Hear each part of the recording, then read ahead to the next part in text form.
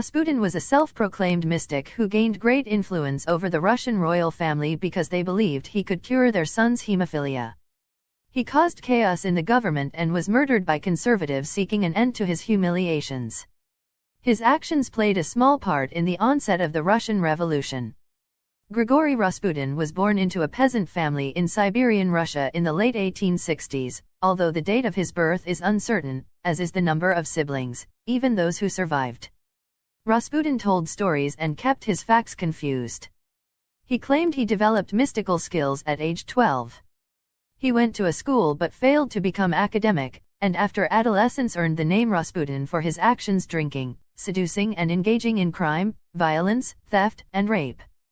It derives from the Russian for dissolute, although supporters claim it derives from the Russian word for crossroads, as his village and his reputation is unwarranted. Around the age of 18, he married and had 3 surviving children. He may have experienced some sort of religious epiphany and traveled to a monastery, or, more likely, he was sent as a punishment by the authorities, although he didn't actually become a monk.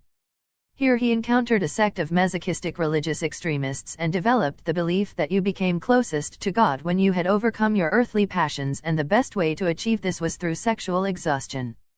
Siberia had a strong tradition of extreme mysticism which Grigori fell straight into. Rasputin had a vision, again, possibly, and then left the monastery, married, and began to travel around Eastern Europe working as a mystic who claimed prophecy and healing while living off donations before returning to Siberia.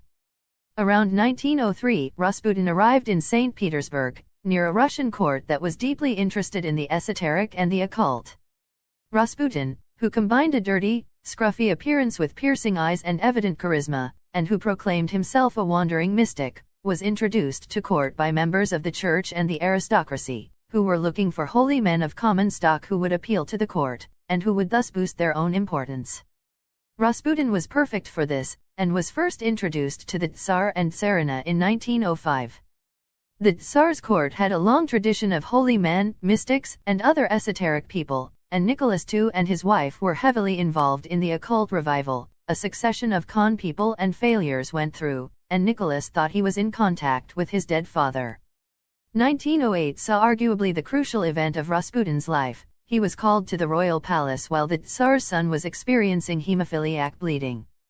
When Rasputin appeared to have aided the boy, he informed the royals that he believed the future of both the boy and the ruling Romanov dynasty were deeply connected to him.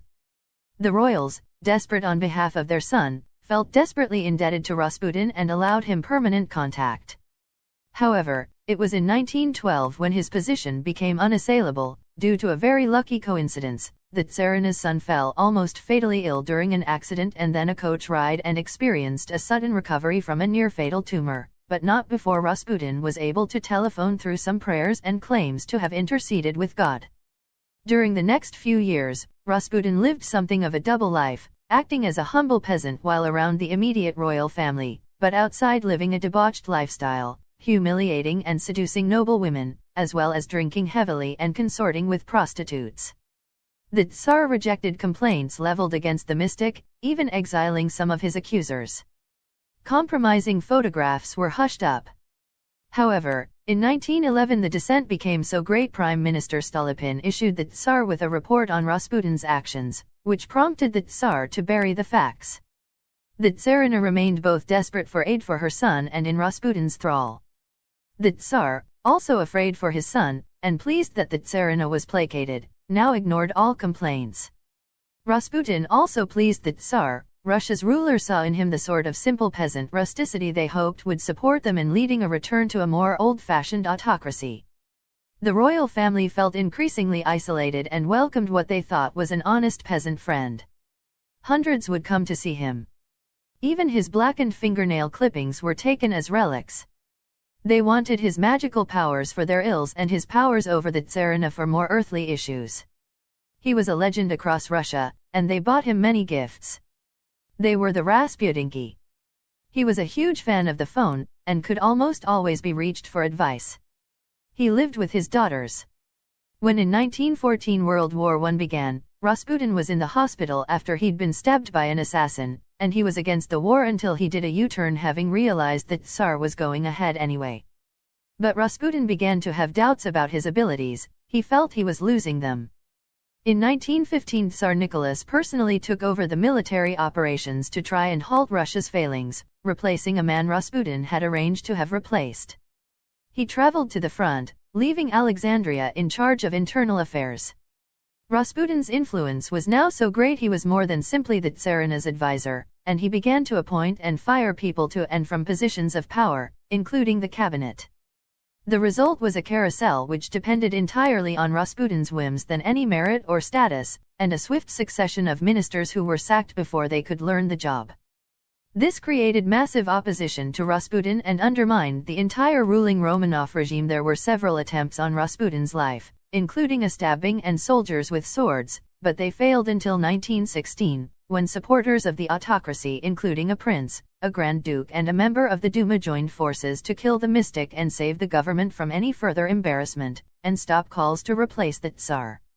Also crucial to the plot was a personal matter. The ringleader may have been a self-hating gay man who had asked Rasputin to cure him, but who became involved in an unusual relationship with him. Rasputin was invited to Prince Yusupov's house, where he was given a poisoned meal, but as he failed to die immediately, he was shot. Although injured, Rasputin tried to flee, where he was shot again. Then the group bound Rasputin and threw him into the Neva River. He was twice buried and dug up, before being cremated by a roadside. Kerensky, a man who led the provisional government in 1917 after the revolution replaced the Tsar, and who knew a thing or two about failing to govern the divided nation, said that without Rasputin there would have been no Lenin. This was among the other causes of the Russian Revolution. The Romanov rulers weren't just deposed, but executed by the Bolsheviks, falling as Rasputin predicted.